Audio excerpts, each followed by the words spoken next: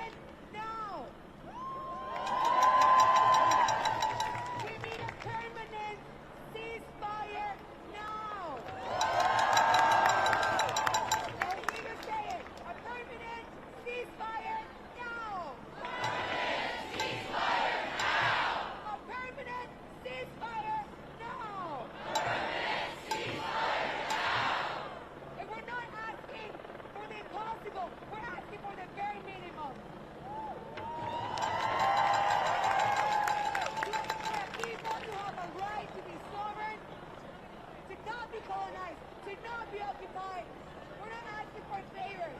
It's the bare minimum that we deserve and we're going to fight for until the very end.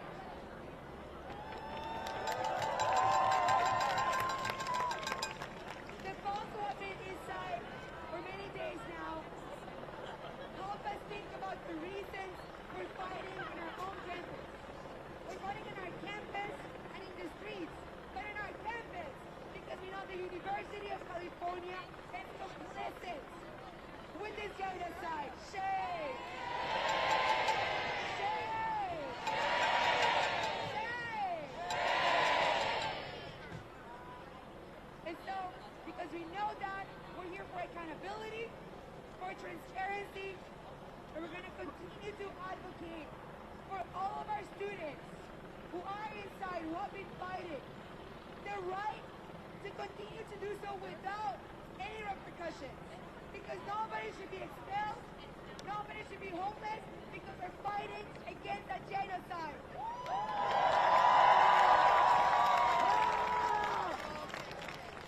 And so we're still going. If you folks are coming, if your friends, if your classmates, if your lab mates are joining us, have them come. We need people.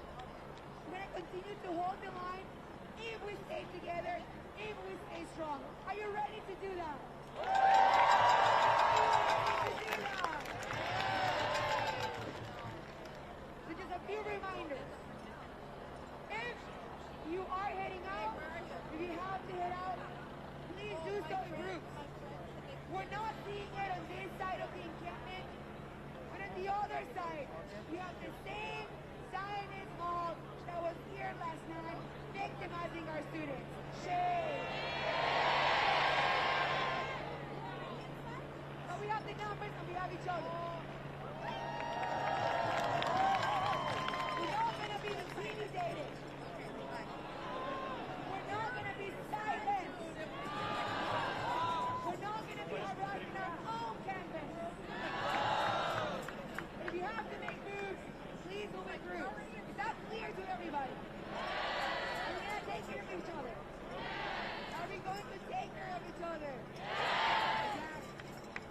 Second reminder, if there is any information that is relevant to people's ability to make an informed choice about whether to stay and how long to stay, I'll be making that announcement here. But you're only going to hear me if you're close by. This mic is giving out, and my voice is giving out.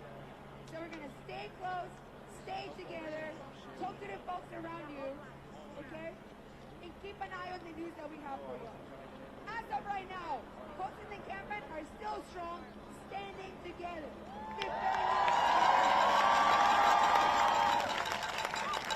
As of right now, we have the folks who were sitting here on this side earlier, holding the line, and every other side. Like I said earlier, we already have agitators, we already have Zionists in our campus.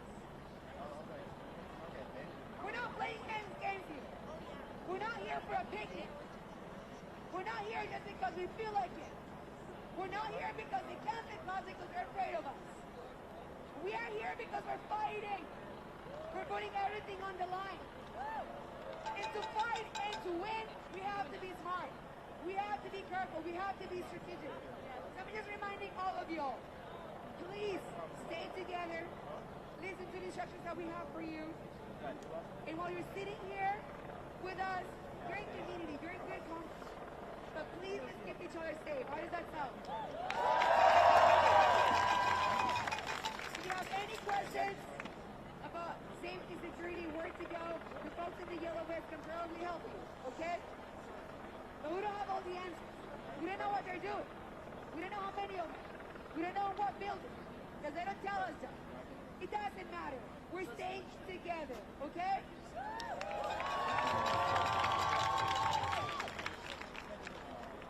From the river to the sea. From the river to the sea. Palestine will be free. Palestine will be free. From the sea to the river. From the sea to the river. Palestine will live forever. Palestine will live forever. Palestine will live forever. Palestine will live forever. Palestine will live forever. Palestine will live forever. Free, free Palestine. Free, free Palestine. Free, free, free Palestine. Free, free, free Palestine.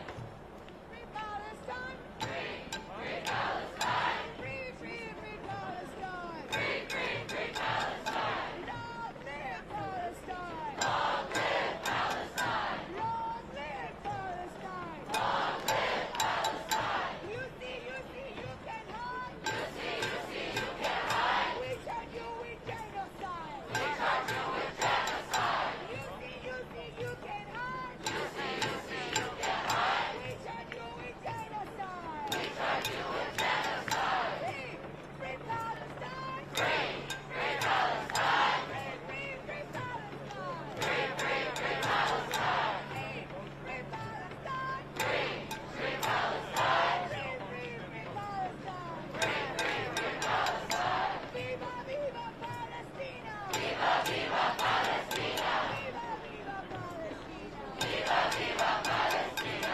Viva, viva Palestina. Viva, viva Palestina. Viva, viva Palestina. Viva, viva Palestina. Hey, ho, ho, the occupation has got to go. Hey, hey, ho, ho, the occupation has got to go.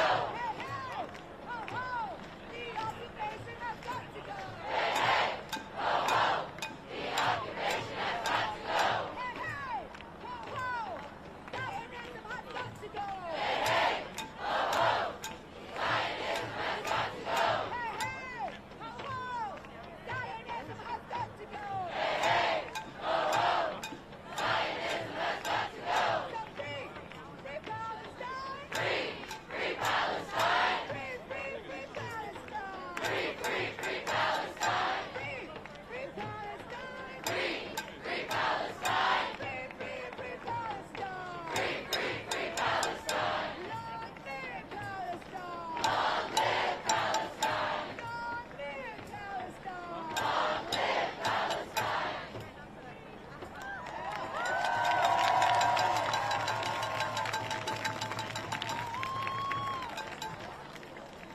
I'll give you a chance to finish your snacks, eat our water, get ready, in case we have to move, that we have been moving throughout the night. It will be the first time. We'll do it well. We'll do it smoothly, right? We've been doing it. We can keep on doing it. We gotta keep on doing it. All right?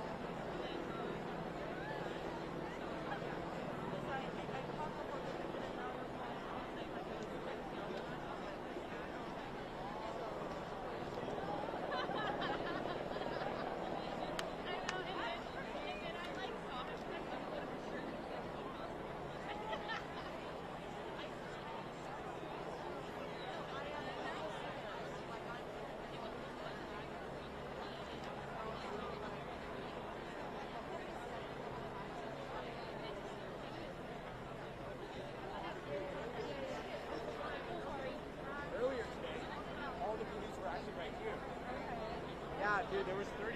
I counted. There was 34.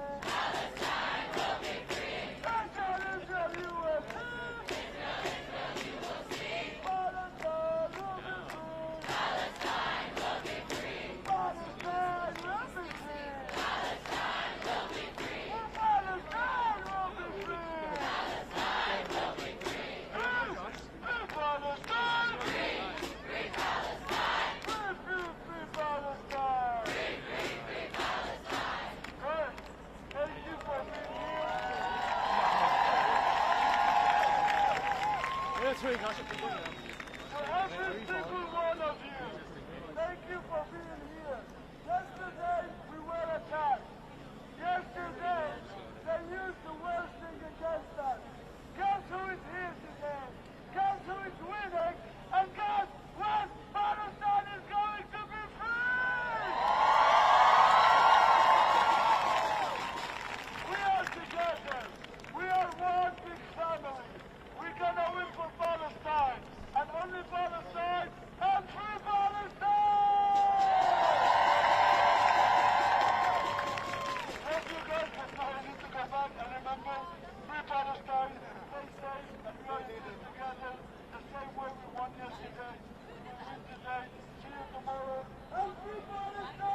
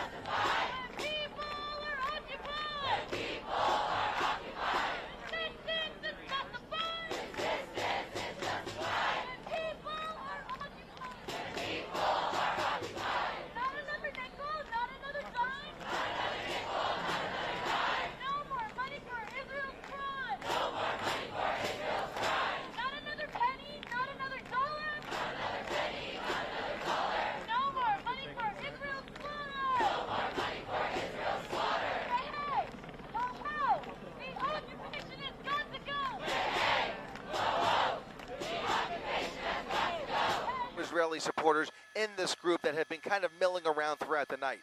There are hundreds of people, as we know, in that encampment, that Gaza Solidarity encampment where all of the tents are.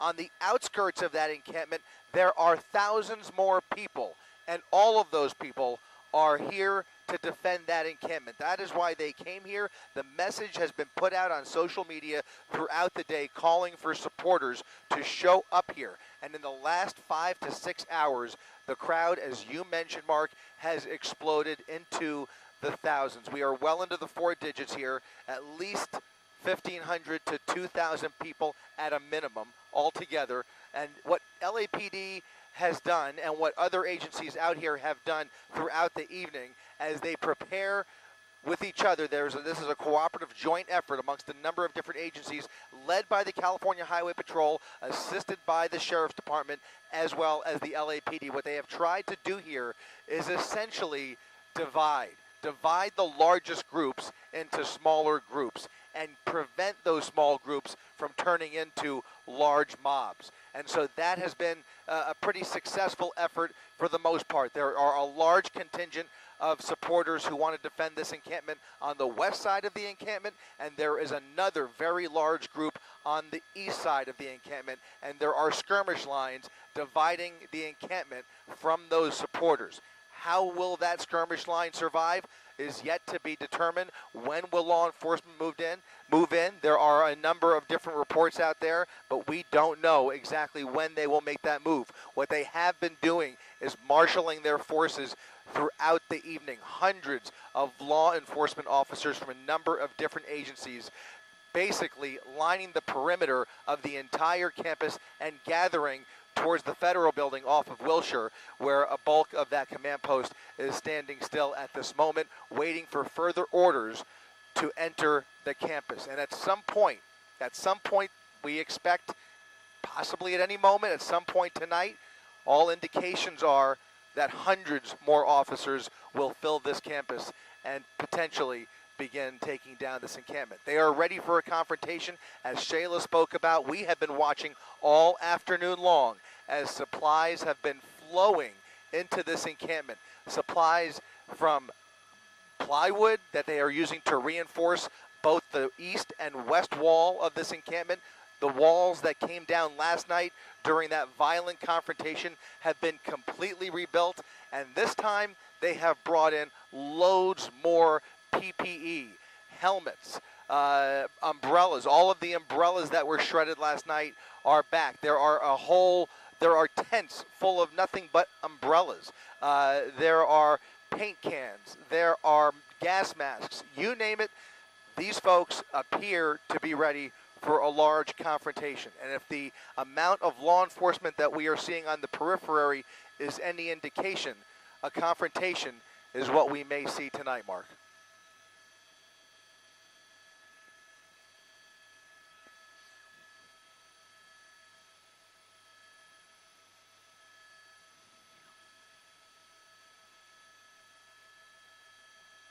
Well, the big difference is that, first of all, the numbers pale. The numbers last night pale in comparison to the number of people that are out here tonight.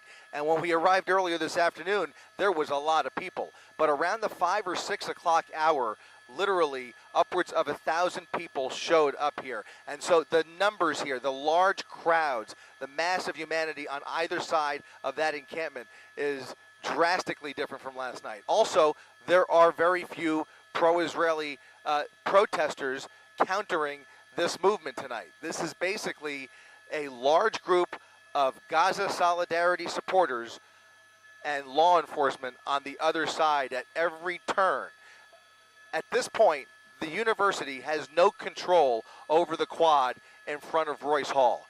These supporters, these protesters, have complete control. It is a zone of this campus that is basically under their control.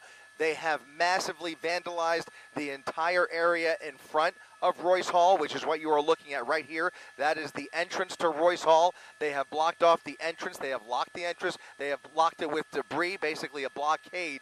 Nobody can get into that building, and there is all kinds of vandalism up and down that block there and on those walkways. On the opposite side of Royce Hall is the Powell Library, where earlier this evening we saw some demonstrators climb up the scaffolding up to the steeple and hang a Palestinian flag. There were a handful of people literally on the roof of the Powell Library hanging a Palestinian flag that you could see the back of right there on that scaffolding. In fact, it looks like there are actually a few people at the top of that scaffolding right now. So this has actually gotten larger throughout the day.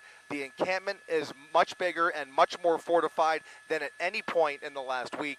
And Royce Hall has been, is just not looking in the best shape. Needless to say, just by looking at this shot right here, you could tell, Mark, compared to last night, law enforcement, which was also non-existent last night, is showing up tonight in huge force, but dealing with a much different size crowd.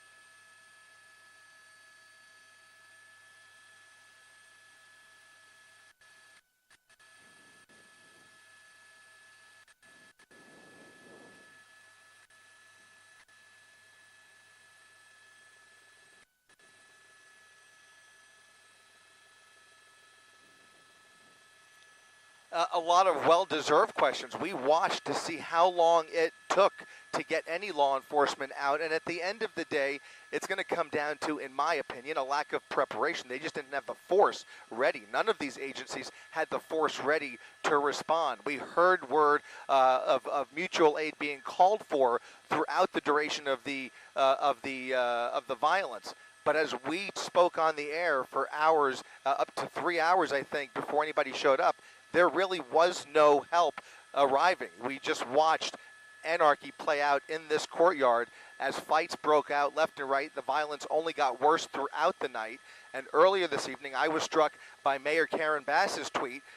You could just tell in this tweet how upset she was. She says, "This morning I met in person with the LAPD, LA County Sheriff's Department, CHP, the California Governor's Operation of Emergency Services, and the University UCPD, and other regional agencies at the UCLA Incident Command Post about the absolutely detestable violence on campus last night. LAPD is supporting regional law enforcement on the next steps to ensure that our students and campus are safe." And she goes on, and you could just tell by the reaction from politicians throughout the day that what happened last night was indeed something that was unacceptable to their eye, but to the first responders that we were waiting for, it was just not something that they were equipped to handle in the moment. We may have been able to see it coming a mile away, but certainly the administrators here at UCLA did not see it. And so those first responders were not ready for it. And that, I think, is going to lead to multiple investigations. There will be many questions to be answered.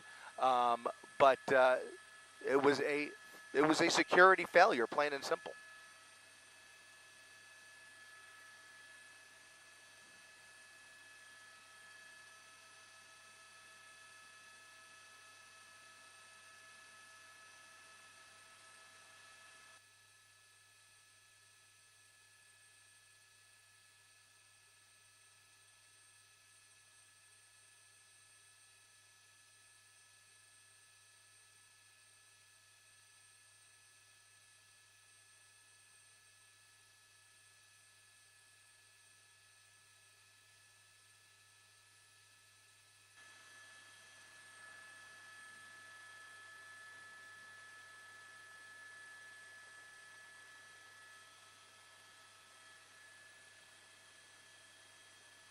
Sounds like a plan.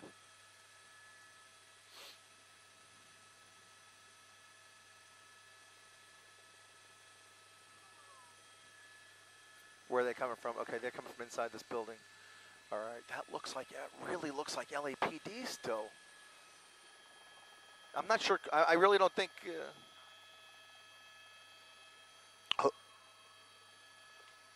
Yeah.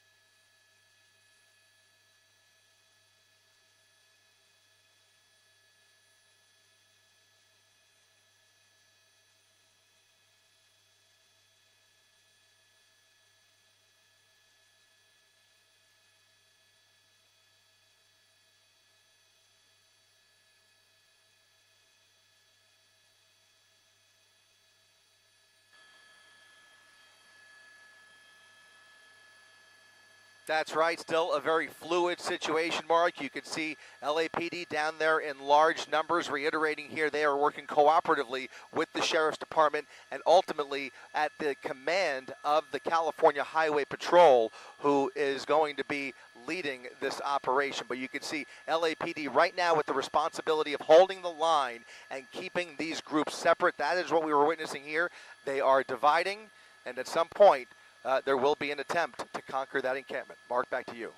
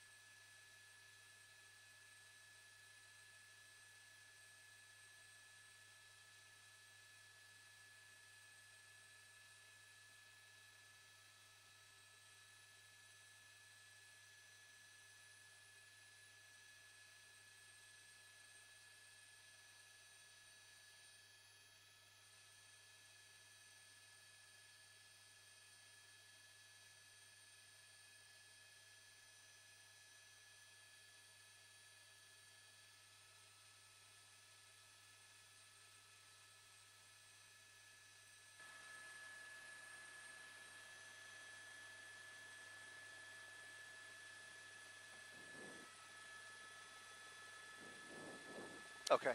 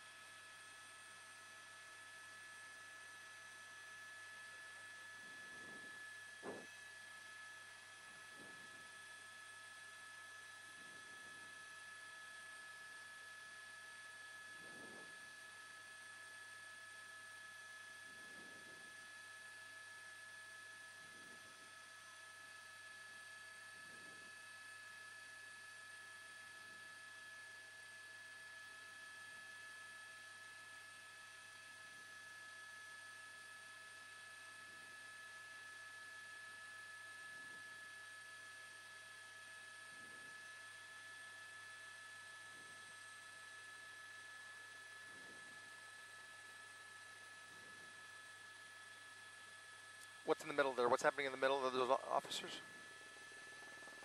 Oh, people, just people. Okay. Is that a drone right there on the left?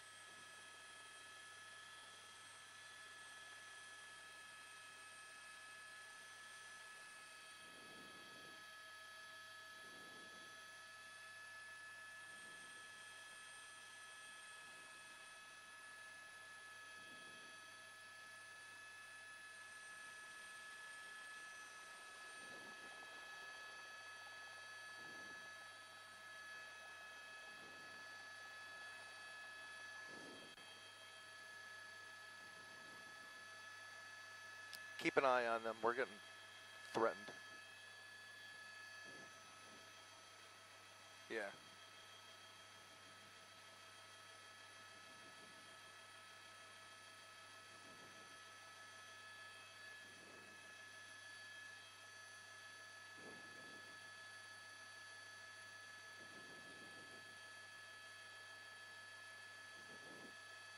That's right, Mark. We're continuing to watch this situation very closely. It is still a very fluid situation with lots of people moving around, protesters on either side of the encampment, folks milling about in what earlier in the week was almost like a festive movie night at this encampment has turned into a very anxious night as everybody is kind of suiting up, if you will, and waiting for any potential confrontation. A confrontation, it certainly seems, law enforcement is for. Reporting live from Air 7 HD, I'm Chris Christie, ABC 7 Eyewitness News.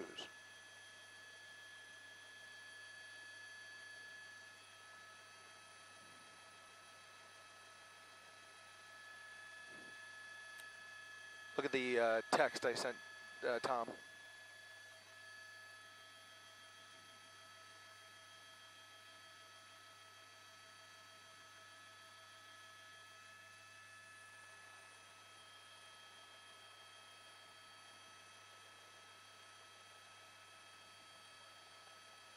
That's the problem.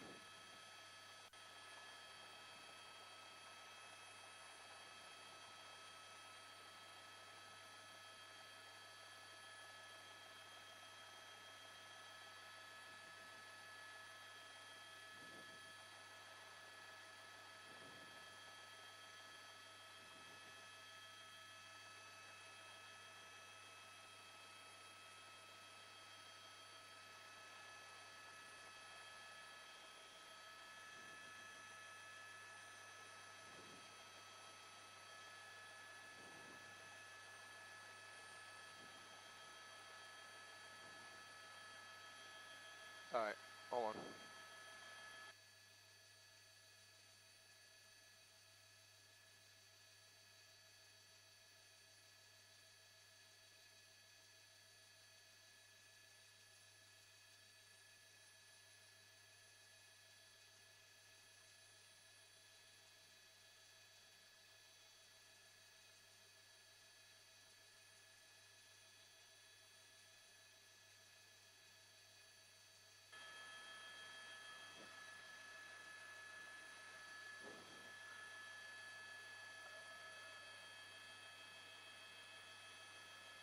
East on this side.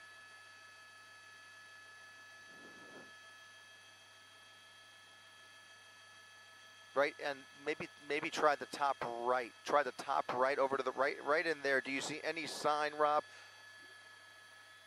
Yeah, well, it's funny because as Leanne was talking, I was trying to figure out where she is. Unfortunately, I can't see her picture, but I think the area that you're describing is in this vicinity here. However, I don't see the movement that I was hearing in IFB here. So we are looking for any type of movement. Quite frankly, from our vantage point, most of this appears pretty static. You see people pretty much just lined up along the barricade as if they were waiting for a parade to come by. It is, for the most part, a pretty tame scene right now, and just not a lot of movement. It's like everybody's just kind of almost standing still, waiting for the show to start. That's what it looks like, and that's the feel that you get just from watching this and from watching some of the live streams in the middle of this encampment. And the only thing that you have to notice here is that the large groups are still divided, and that is a goal of law enforcement, is to keep them divided and prevent them from joining forces and getting near that encampment. Because when law enforcement does arrive to do whatever they're going to do, they don't want interference from outsiders who are not in this encampment. They want to keep everybody separate, and that's basically what these skirmish lines that you see around this encampment are all about. Unfortunately, I just don't see where Leanne was set up, Mark, but we're going to keep looking for her.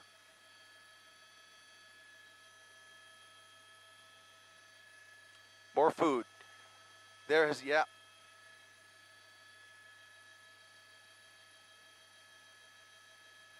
Yep.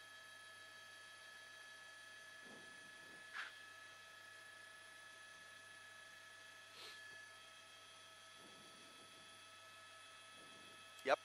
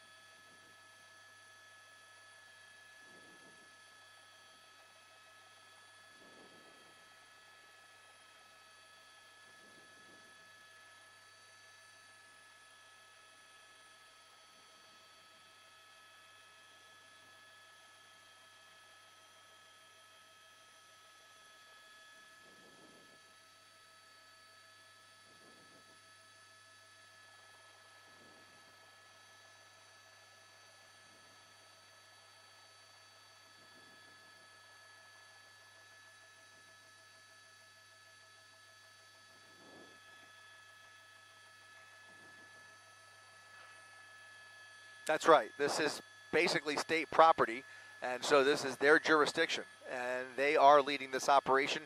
We understand that the Sheriff's Department will be here for crowd control, which we can see there is a very large crowd, totally separate and independent of the actual encampment itself.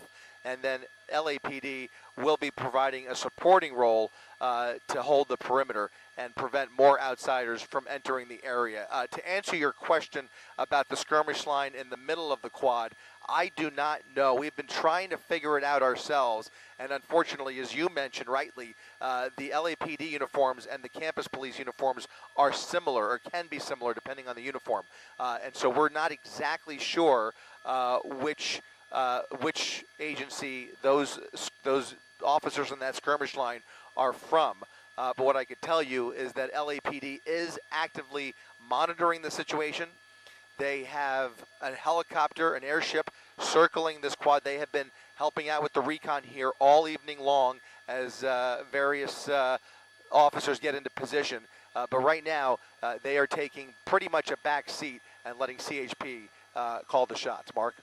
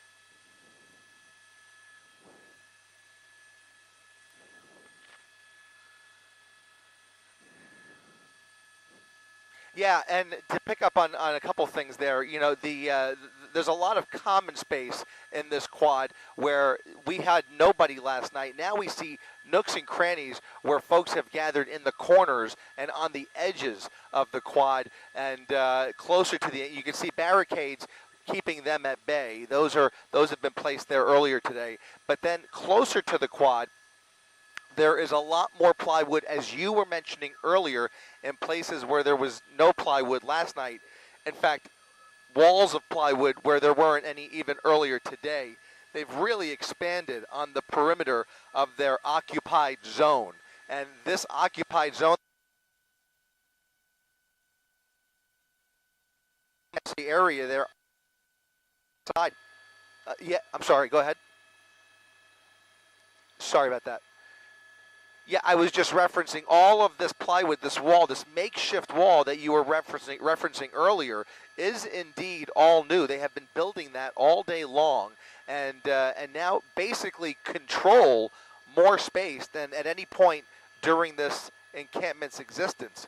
And so there has been really no authority in that zone, in that encampment zone. All of the officers that you see are on the outside of those plywood walls.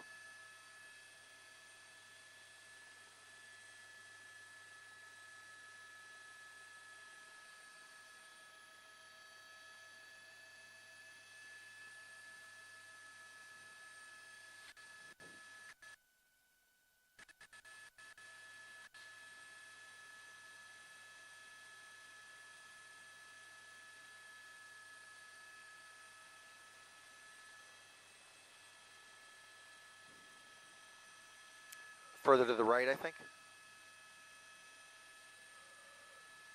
There in that area.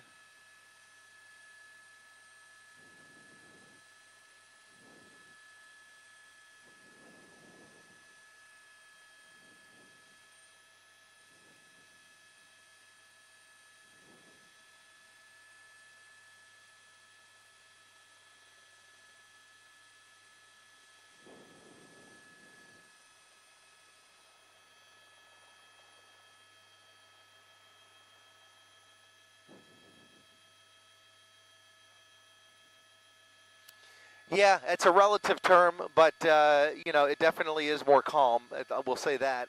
You know, it was a little bit disconcerting earlier today to see the amount of equipment that was being brought in here, literally in preparation for a conference. Literally, there was a sign.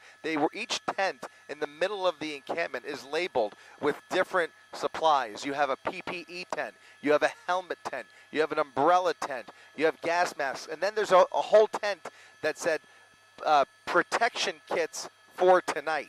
There was a whole sign of protection kits that people could come over and pick up to defend themselves tonight, and even shields that could be used in the case of confronting law enforcement. So it may appear peaceful. It's a relative term, but when you see the actions that they've been taking all day, the preparations they've been making, the purchases that have been brought in here, and the taunting that has been going on social media. Certainly words are not necessarily equal to violence, but it has just been a very, very, very tense day here, unlike the more festive, almost party-like atmosphere in previous days, Mark.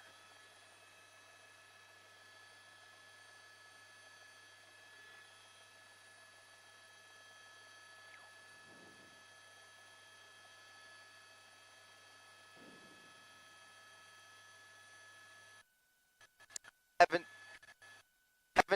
anything like that. However, it's really worth recalling last night the weapons that we did see were all pretty much shift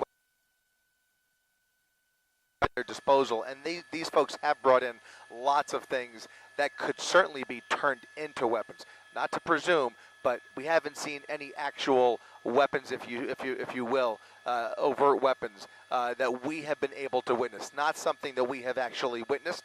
Not that the weapons would necessarily be in plain view. If they did have weapons, you would assume that those are concealed. But no, we have not seen anything that I would describe as an outright weapon.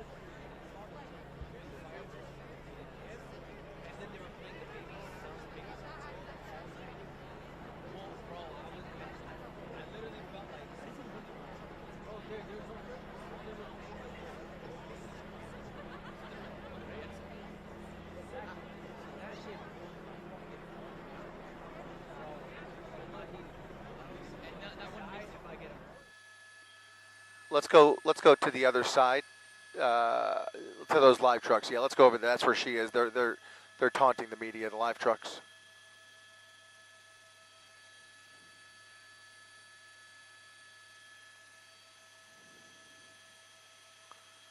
Dixon, I should say. I don't know. Just keep looking. She's somewhere in there. Yeah, I was like, yo, today, bro, I got the call. Big man.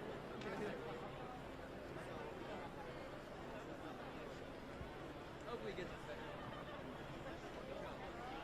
I don't, obviously. No, but I get your point. I do get your point.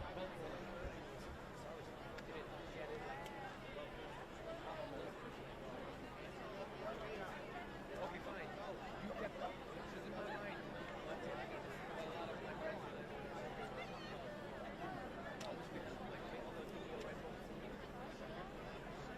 Right. I'm with you on that, yeah.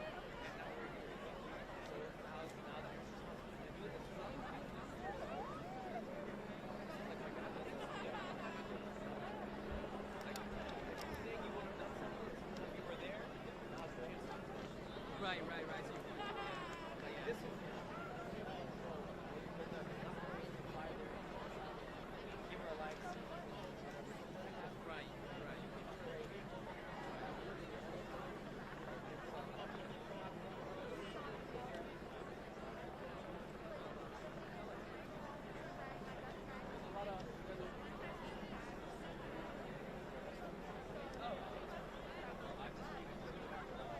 Appreciate it.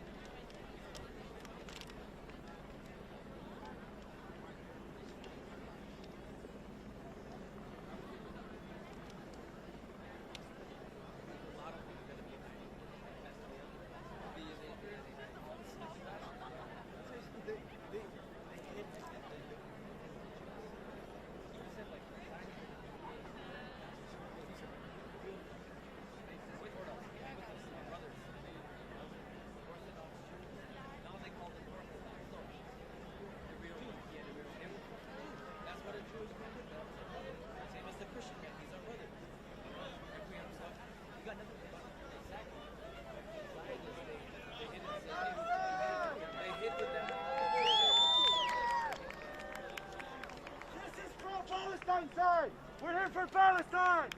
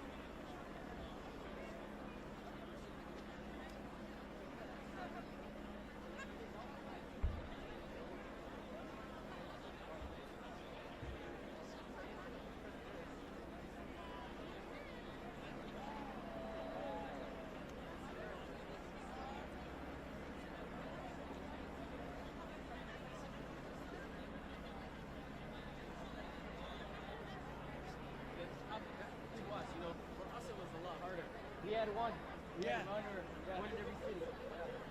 Not in every city. It's been like 59 cities. Mark, a small fraction of the law enforcement that is in place tonight.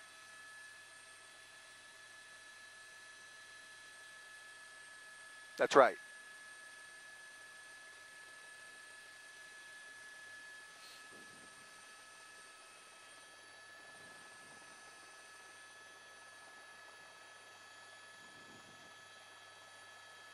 We have not. As far as we know, we have not. In fact, I don't think there's been any physical confrontation that we've reported today.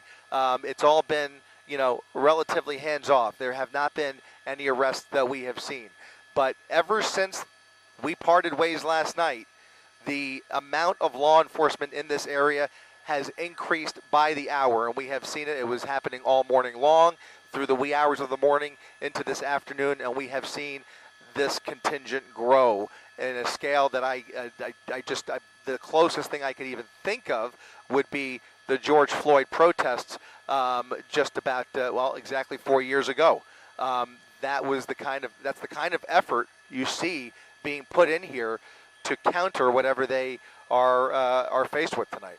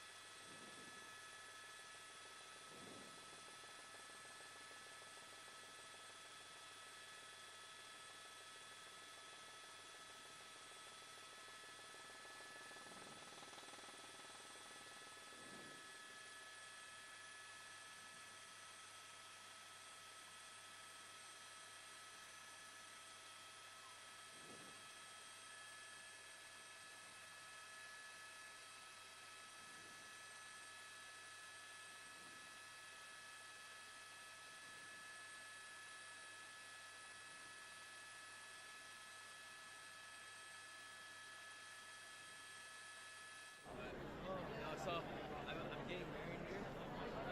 Thanks, man.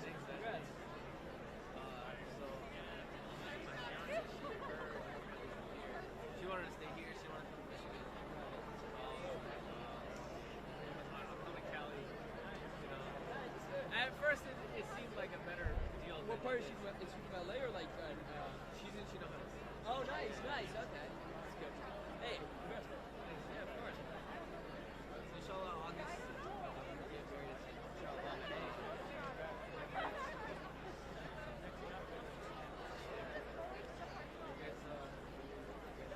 Not me, but. Yeah.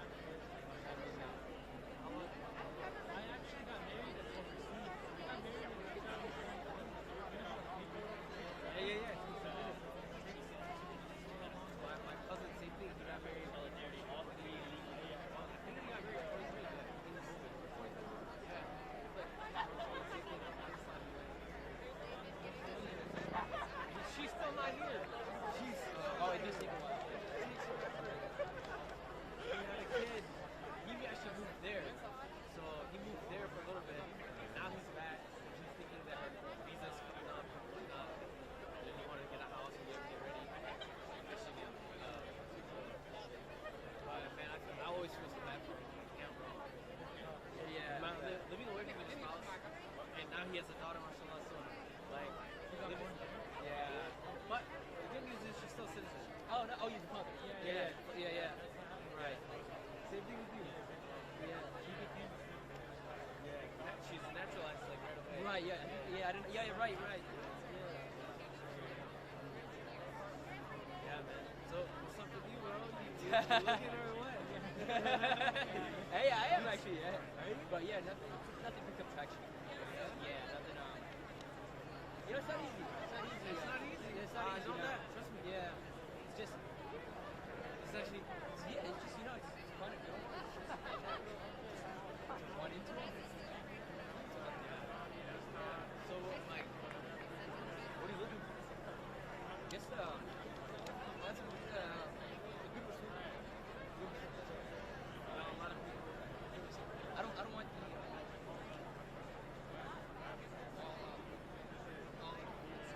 I want to balance it both. I want to, it's not like I want to be around fire. But nowadays, it's good. I want to be good. Dinner going. Yeah. But finding that, it's quite tough. It is, but it's not. Right. I feel about the same exact thing. You know. Right. So all I'm telling you that it's not impossible. Did you run face to face or did you, No. So okay, so you guys are, actually no. okay, so in 2020, right? COVID happened. Everybody's at home. So there's this app that comes called Clubhouse, right? It was one of those where somebody has to invite you, and then you can join the app type thing, right? Right. Anyways, long story short, there was this girl that I used to talk to from another app, like Dildo or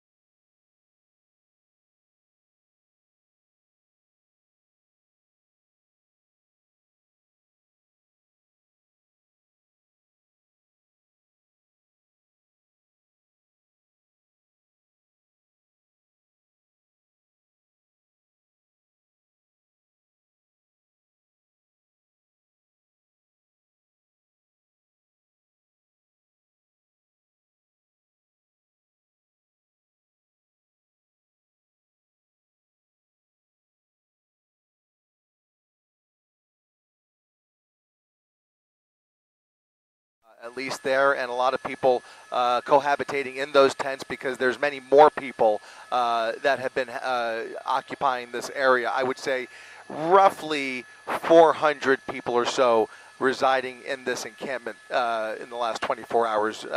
Just based on our observations last night and throughout the day today, a lot of people moving around, so it's difficult to get an accurate crowd count. Again, 300 to 400 people there in the encampment, to say nothing of the 1,500, at least, maybe even 2,500 outside supporters who have shown up on either side of the quad.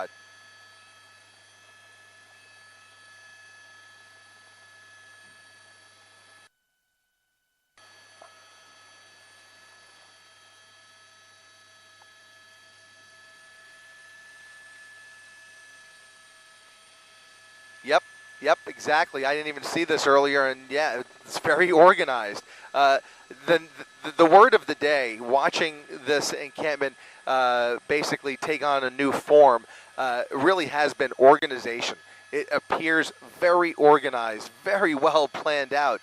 Like somebody really thought it out. They thought of all the things they're going to need to carry this out for an extended period of time, all of the survival gear that they would need, all of the everyday there's a whole tent, a giant tent on one end. I'm not even going to bother finding it in this group of tents at night, but there is a giant tent in the middle of this quad that is nothing but hygiene. Hygiene supplies. It literally says hygiene on the tent, and they've got everything you could think of, from toilet tissue and paper towels and all kinds of other household items. And you can see just how organized this has been, both in the living conditions as well as the defense mechanisms that they have used to basically fend off law enforcement tonight. The signs literally said protection for tonight. They have all the PPE they could need. They've got all the supplies that they needed to reinforce these walls, and all day long I've got clips. I mean, it's just incredible.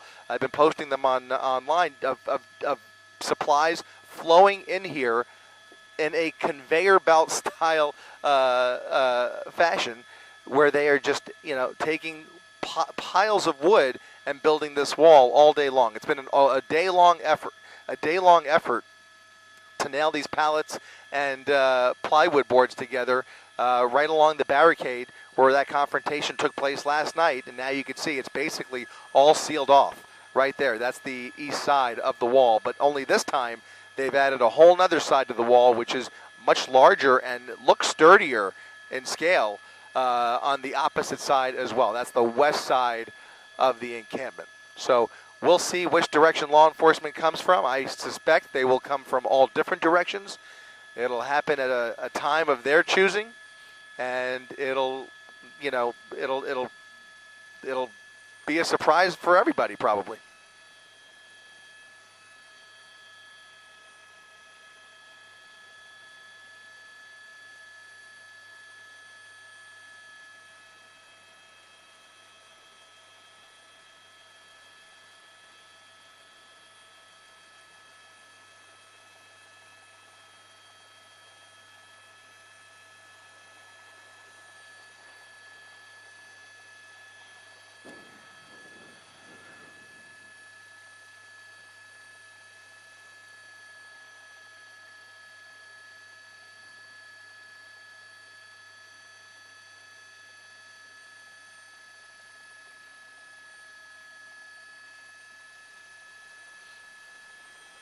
Yeah, worth pointing out, it's pretty chilly down there. It's not a warm night by any means. So you can see some of the solar blankets that they brought out. Lots of people bundled up. It is unseasonably cool, as we heard. The weather going into the weekend is going to stay pretty cool, I guess. And tonight's no exception. It's pretty cool down there, and everybody is basically, you can see them looking for forms of shelter or at least some kind of covering to stay warm. You see a lot of that as they enjoy their meals. A lot of people are using this opportunity to eat. They have brought in loads of food. It's almost like a craft services buffet, like you said, where they have people lined up and more food being brought in by the minute. We've seen people just in the last hour bringing in all kinds of trays and pizzas and everything else. There you see the buffet line as they wait in line. But look at that long line for this buffet here.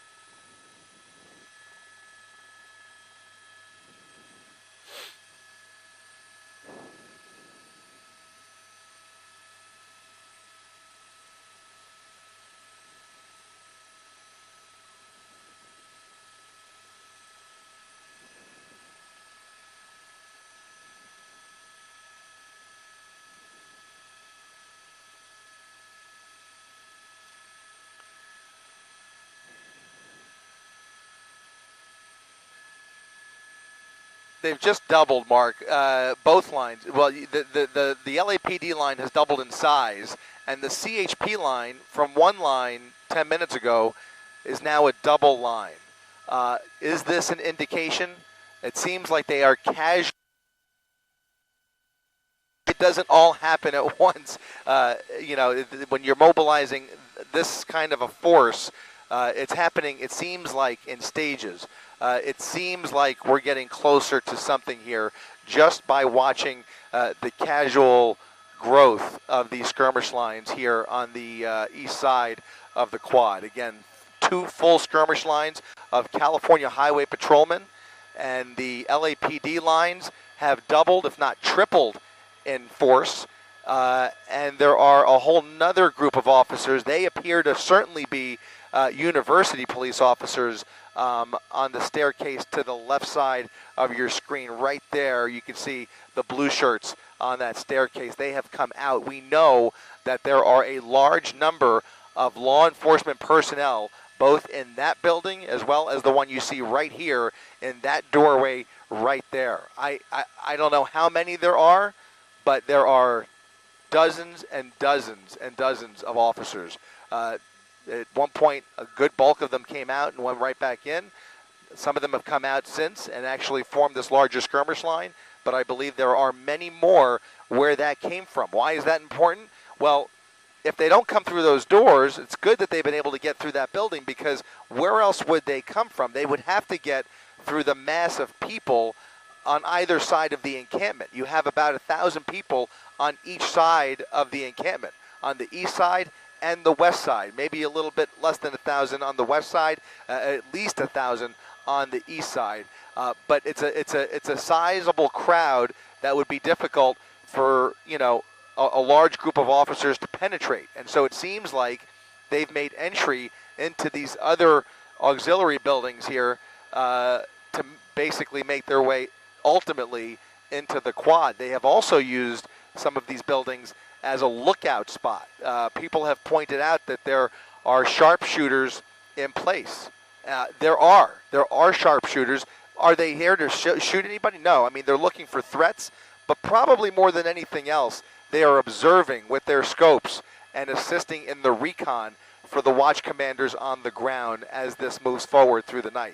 But there are indeed officers in a variety of positions, obviously positions that we would never give away from up here, but I can tell you that they are all over the place, keeping a close eye on things in the middle of the encampment and on the edges with a lot of technology at their disposal. It is an elaborate effort, and I think it is indicative of something about to happen as we continue to see these skirmish lines grow here.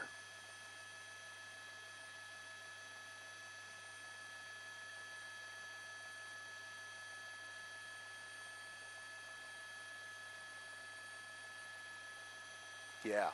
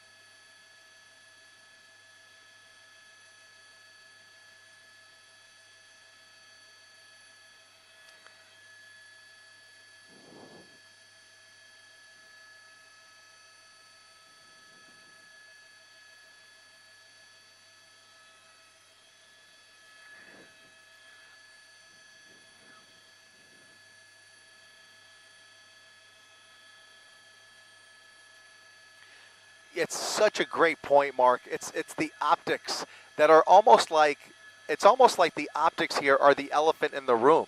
It is the priority for everybody here to make this look as, you know, as tame as possible and as under control as possible and as methodical as possible without overusing the force or sending the wrong message when this goes worldwide tomorrow, which it certainly will. This is a major international story here, or a domestic story at least, that is going to be seen all over the world. I know there were TV stations in Israel last night that were streaming our coverage last night during the protest. It is that big of a deal, and it is probably the optics and the fear of certain optics which have actually brought us to this point in the first place. Nobody wants it to, everybody wants to allow this group of students, and obviously it's more than just students here, we know that, but everybody wants to allow for everybody to exercise their First Amendment right. It's such a crucial part of our democracy, and nowhere less than on a college campus. But when things graduate to violence, and a gathering like this becomes an unlawful assembly, it's not a joke, and it needs to be dealt with. And you cannot just let anarchy take hold like we started to see last night, or has been the case at Columbia University just last night. It's a balancing act. It's a very delicate balancing act that law enforcement and politicians have to deal with. These administrators have to deal with it, and it's a delicate balancing act.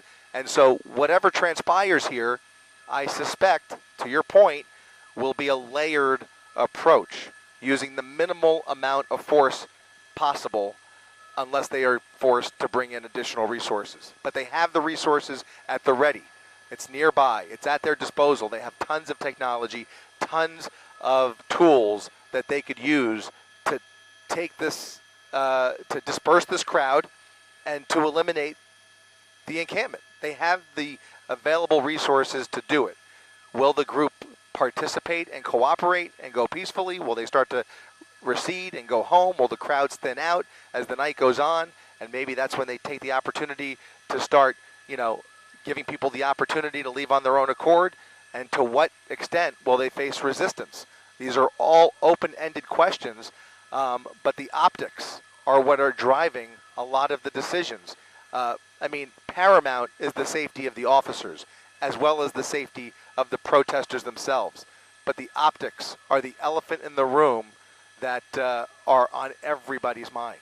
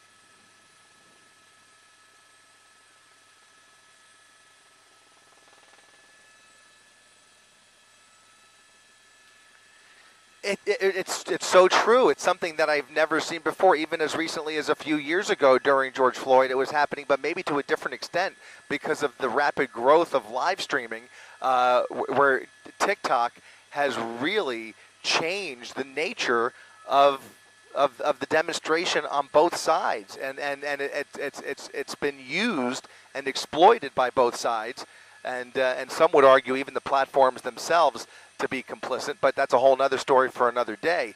But the platforms are being used as a communication tool, even within the protest. You know, even here in a local protest, and probably at the various universities across the country, where you have people talking to each other and threatening each other via social media. You know, it borders on, you know, on hate crime in some cases. But you know, it's a new world where the threats come from different places, and so does the dialogue. And somewhere in the middle is, you know, there's certainly, you know, parts of the internet where you can have entirely productive conversation between two opposing sides. There's no doubt about it. But that same technology is being used in a variety, a spectrum of ways that can contribute to, you know, real life, tangible activism. But that activism, again, in many cases, can start off as a free speech, First Amendment privilege, and turn into something much darker, or more violent, or restrictive, or dangerous. And it's that level of rhetoric that gets people hurt, and that's why you got to bring an end to it. That's what they would argue, is that it's time. The size of this encampment has reached its limits, at least the limits that our politicians are comfortable with. We have seen these same types of protests handled a dozen different ways in the last week in a dozen different places across the country, depending on what jurisdiction you're in and depending on what university campus you're talking about. It's a very different vibe in New York versus Florida versus Georgia versus Texas versus UCLA.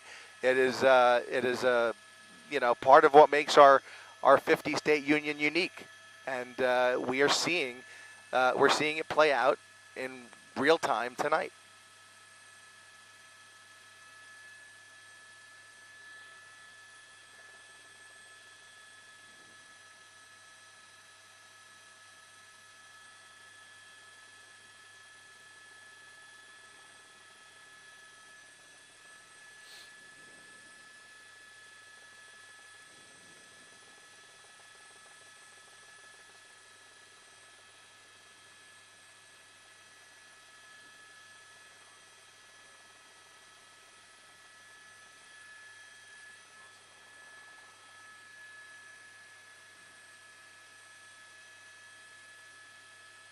Thank you.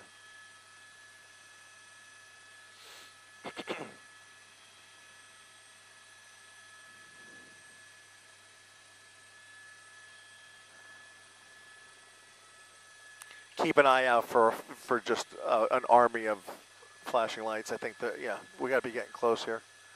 Probably coming, I would imagine, up the 405, unless they're already closer.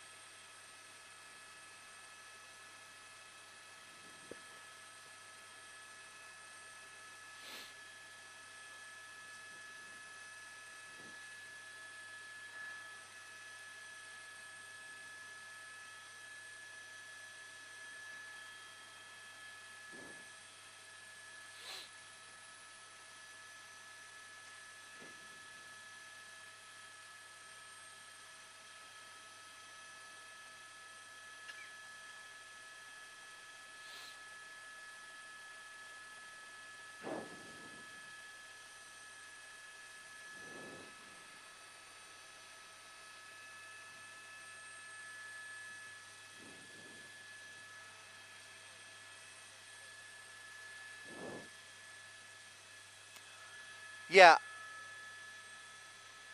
yeah. I was hesitant to mention we're making their way in this area. They were in Van Nuys. They had set down for fuel and have now arrived on scene.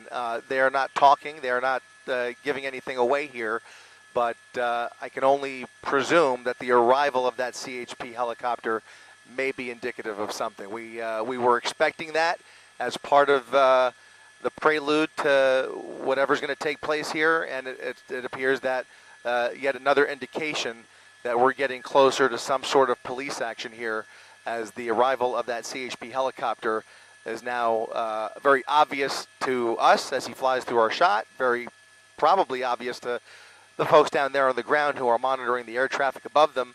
But I think that, along with the large law enforcement presence here and the large contingent of CHP officers that we are still looking for and anticipate seeing a lot more flashing lights coming from some direction. I don't know where. Look at that, Santa Monica police out here. So there are even other local jurisdictions besides LAPD. But we are looking for California Highway Patrol. We're expecting hundreds of them. That is what we were told, and I expect that at some point we'll see them make their way into the area here. You see LA City Fire standing by in case they are needed.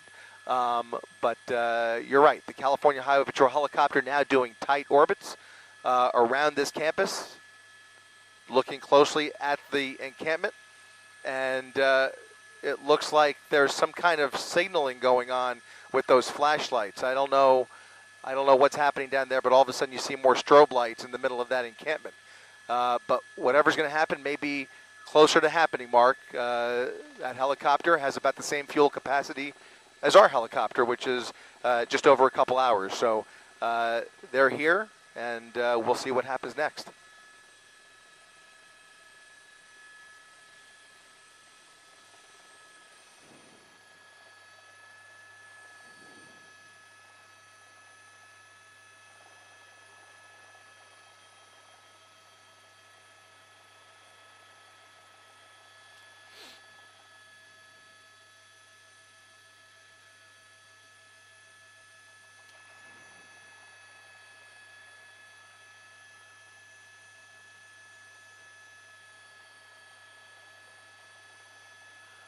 Mark,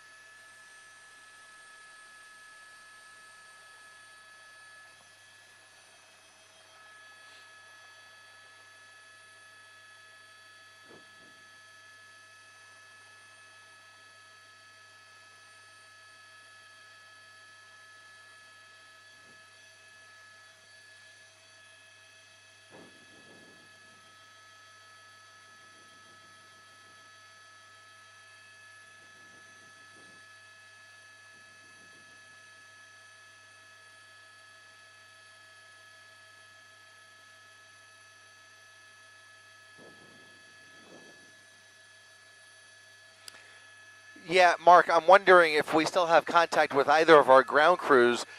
Being told that the helicopter has or may be about to make a dispersal order PA announcement from the helicopter. I'm just curious. Obviously, we wouldn't hear that from Air 7, but I am curious if that has happened. That may be, again, more indication that the final steps are being taken to disperse peacefully here. But I am being told that the helicopter may be about to, if they haven't already, make an announcement. I'm not sure if we're in touch with Leanne or Shayla.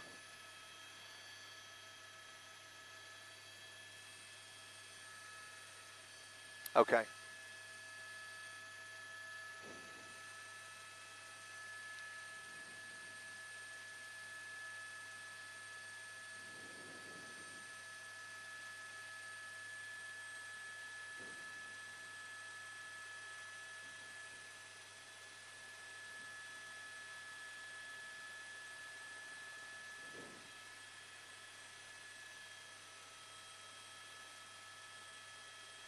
Yeah, it certainly is, Mark. As we kind of scan the campus, we're just basically looking for any sign of law enforcement vehicles that may have gotten closer to the area we're talking about here.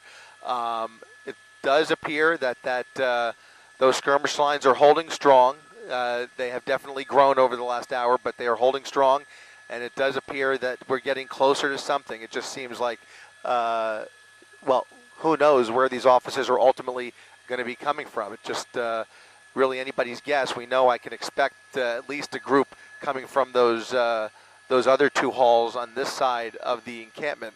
But from all indications that we've gotten, we expect a whole lot more California Highway Patrol officers where these gentlemen have came from, and we just don't see them yet. Difficult to see. Is probably a good reason why they decided to do this at night or in the overnight hours. But the darkness definitely helps them.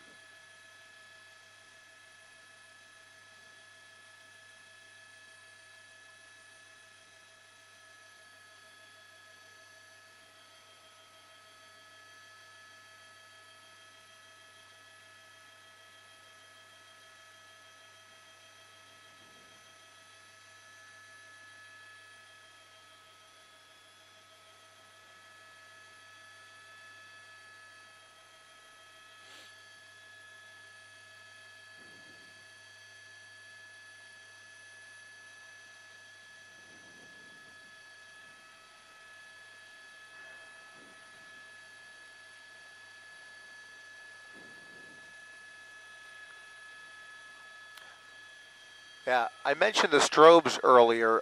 One thing that we are also seeing, speaking of strobes, Rob, if you tilt down just a little bit towards the skirmish line, there has been a consistent strobe coming from that tent right there for the last couple of hours. And essentially, they've been taking turns between pointing those flashlights in our direction, which I must admit it sometimes is slightly blinding, but they're also pointing it directly at the eyes of those CHP officers in those skirmish lines. They've been doing it for the better part of the last couple of hours, a clear intent to taunt those officers.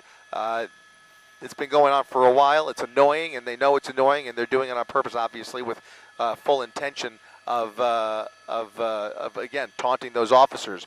But that strobe is continuing at least for the better part of the last 2 hours now.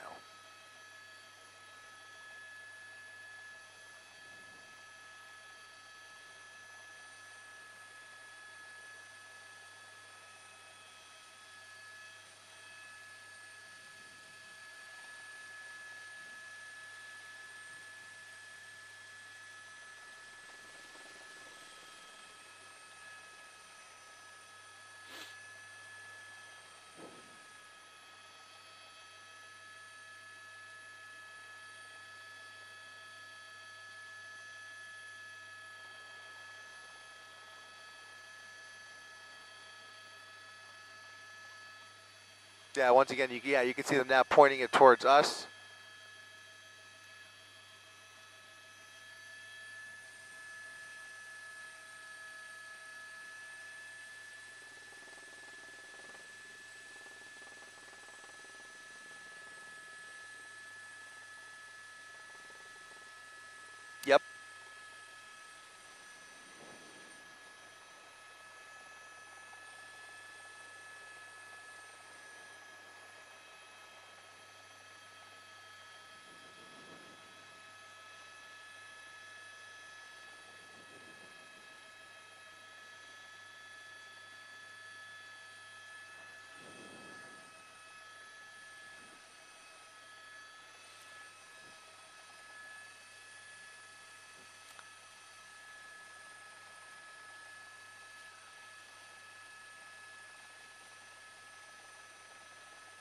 I'm being told, Mark, that apparently Shayla is reporting that indeed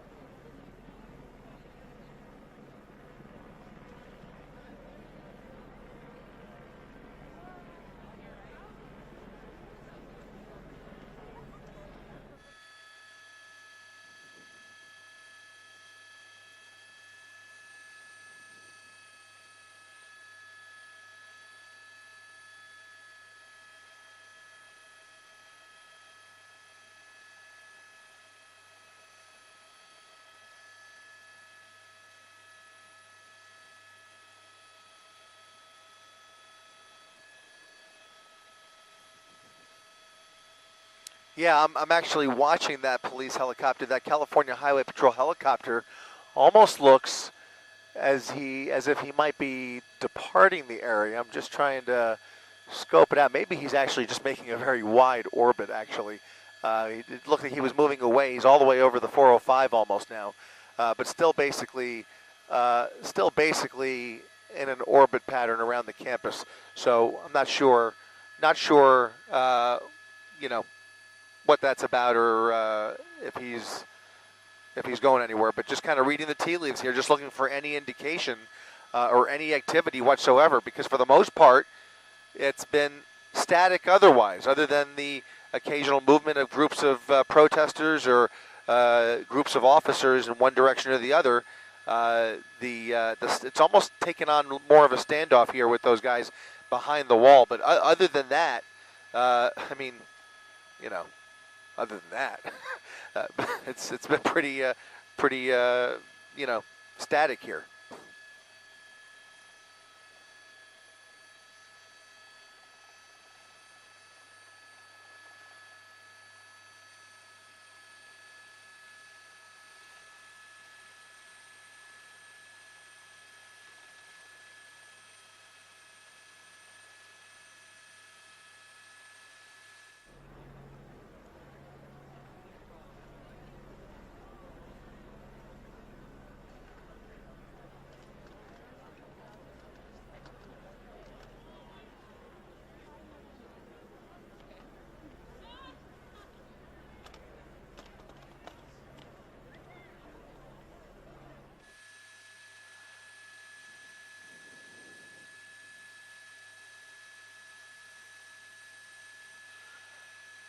Yeah, we've seen a handful of drones being used, presumably by law enforcement, but I can't confirm that. It's entirely possible that somebody in the group is controlling a drone. It's impossible for us to tell, but it certainly is possible to be coming from either law enforcement or the protesters. I've actually seen chatter about that online as well. So I can't rule out that there are individuals in that encampment with drones. It's information that I can't confirm, but has been conveyed to me, if you will, by some folks on social media. So you can see that group of CHP officers. By the way, both the officers in this shot here and the LAPD officers behind them they've been standing there for some time now, and I don't even recall the last time we've seen them get swapped out. But essentially, the skirmish lines, to some extent or another, they've grown in the last hour, but the minimal skirmish.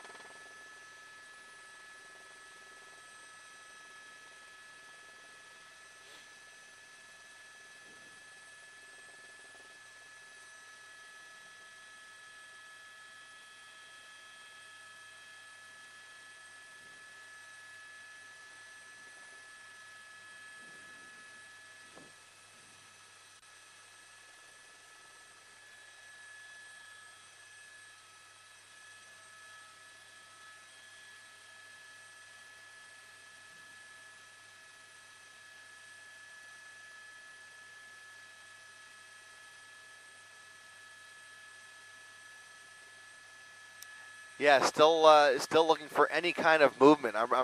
My eyes are peeled. All of ours are. We're looking within that encampment and around the campus for any sign of movement, and we're just not quite seeing it just yet. It seems like even the activity within the encampment has simmered down a little bit. Let's go ahead and push in a little bit, Rob, and see if looks like people are still walking around. I mean, the food line has shortened, I think, slightly, but folks are kind of concentrated in the middle, especially the ones without helmets. But I mean, even the ones in the middle, there are a fair amount of helmets throughout the crowd here. But everybody's just kind of standing around, milling around aimlessly, sort of. And I mean, it's organized, but I mean, they seem to be losing their patience a little bit too. They're just kind of, you know, hanging out on a Wednesday night.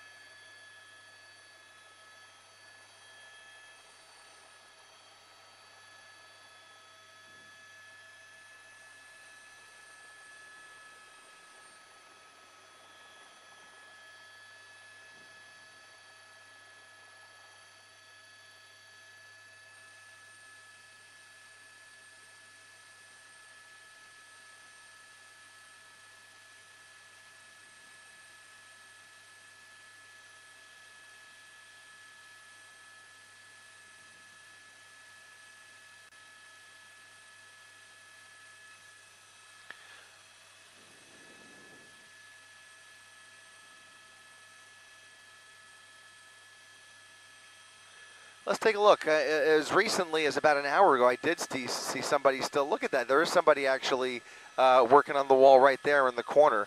Not sure if he's trying to just look over it and kind of get a lay of the land on the other side of the wall, or if he's actually securing it. But you can see some folks, several folks actually, yeah, looks like they're just trying to climb and peer over the wall to get a glimpse of what activity is taking place on the other side. So they've built the wall around metal barricades, and then about 10 feet in front of the wall is an additional line of metal barricades.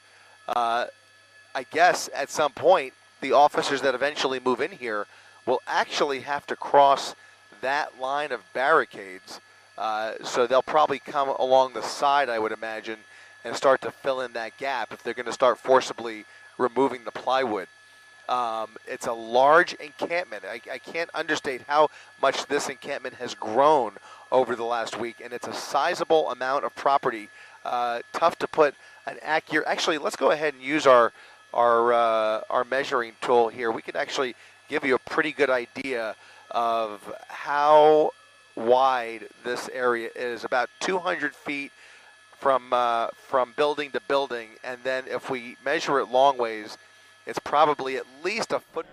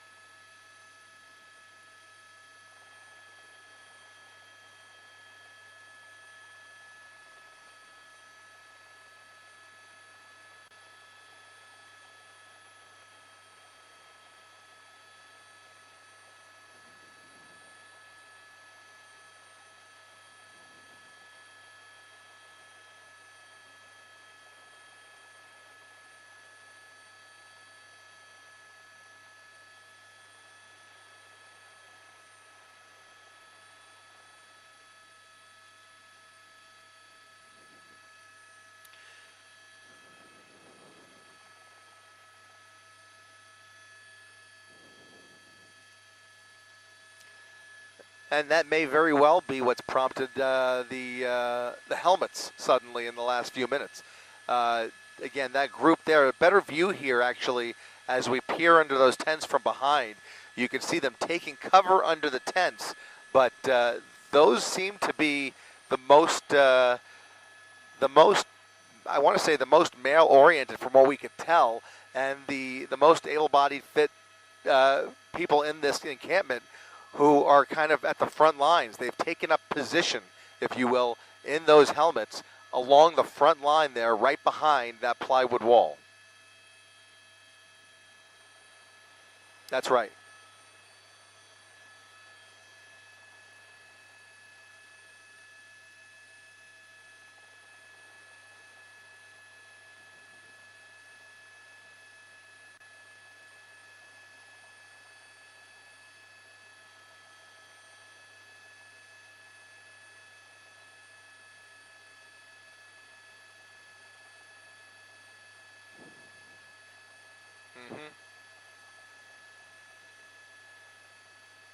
That's right.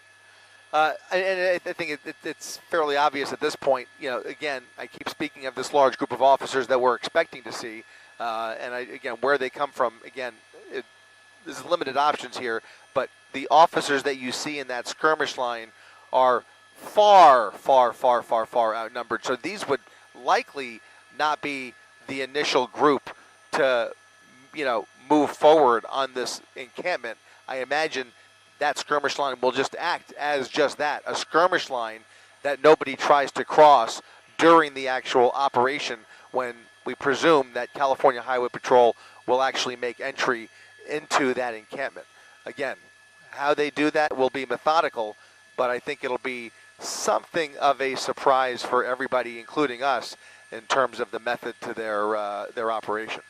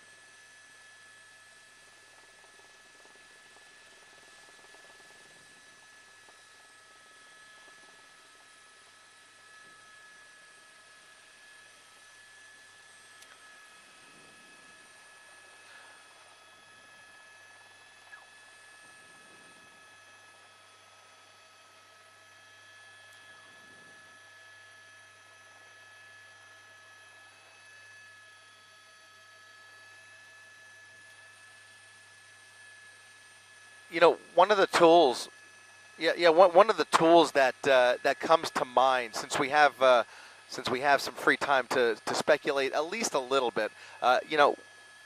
We learned about the distraction detonators that were used in Columbia University last night. Very similar to a flashbang, but completely harmless as far as I know, but definitely effective in terms of forcibly dispersing a crowd without injuring anybody. It certainly seems like one of the tools I would imagine we might see being tossed into the crowd or into maybe some of the open areas within the crowd to kind of divert attention away from where the law enforcement wants their attention diverted to.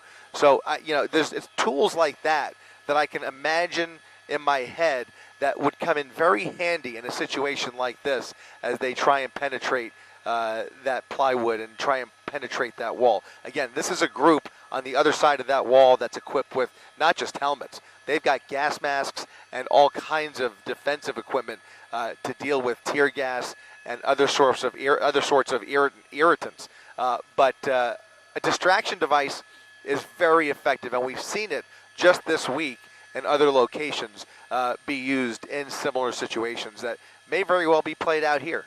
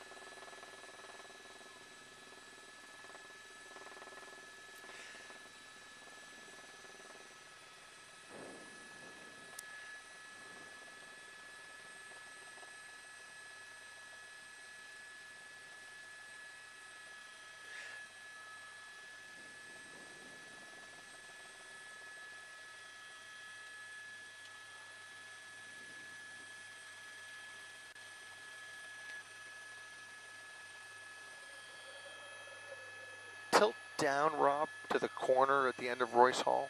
Right there, right in that corner there. That's all sealed off in the bottom left. It continues, right? Let's try and get a better shot of that, Johnny, if we can. Yeah, I'm trying.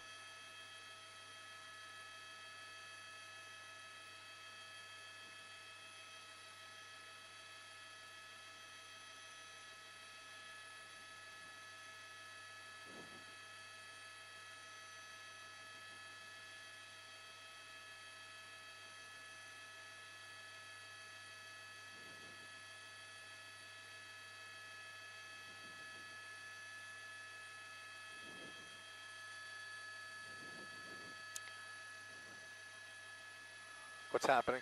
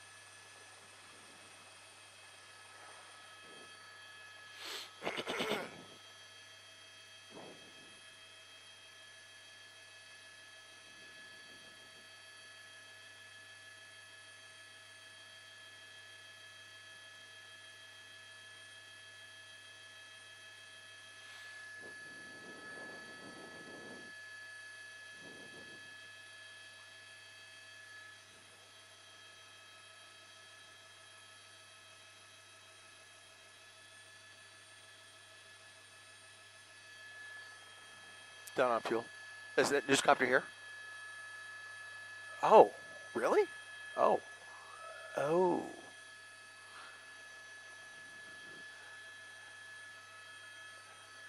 Air 7 News Desk, we've got a bail for fuel. Okay, copy. We'll be back as soon as possible. All right, let's go. Yeah, let's do it now.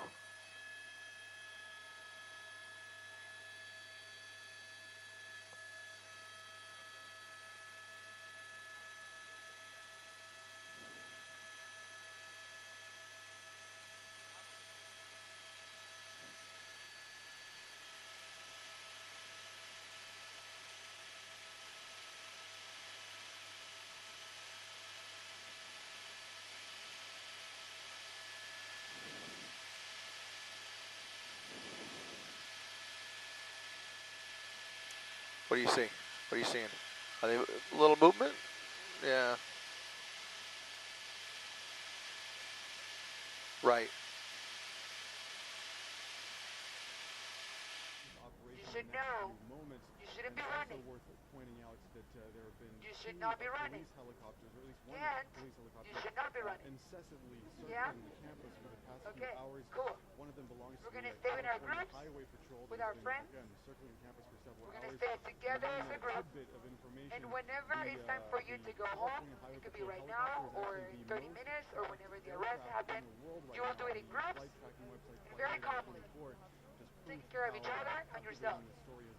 Okay? If there was a dispersal order for us here, we would know it because it would have to be announced, and we will let you know as well that we hear that. But that's not all we know. Huge amounts of criticism. So how does that sound to people? Do we have a plan? Yeah? When it's a call? Okay. That's all. Thank you again, everybody. You've been great tonight.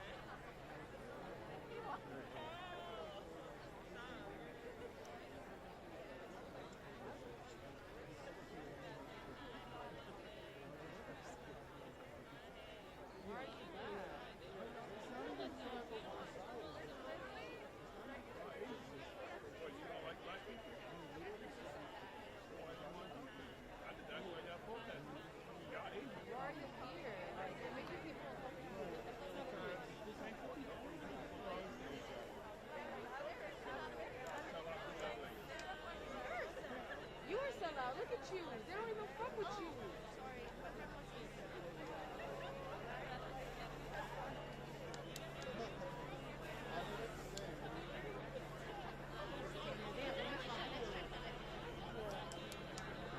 No, your video will be like, no, it's not.